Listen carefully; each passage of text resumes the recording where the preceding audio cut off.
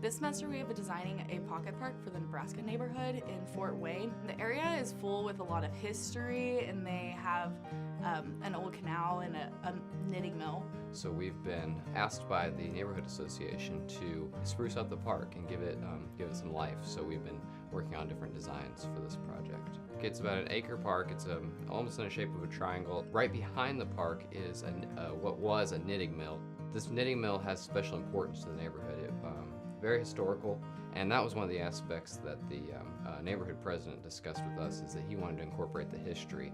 I think that they've been good at looking at how people might move through the space. I think they've also thought about the historic significance of the place, maybe thinking about signs or historic plaques. They've looked at passive use and active use.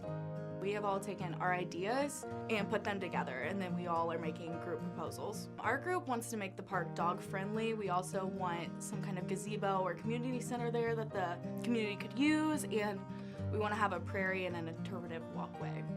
One of our main ideas was a path that goes around the park, also installing a rain garden, so flowers and other things that have twofold objective. It will help absorb rainwater and runoff from the park, and also beautify the area. The most enjoyable part has been learning more about the neighborhood, because honestly it's a really beautiful neighborhood and the acre is really beautiful.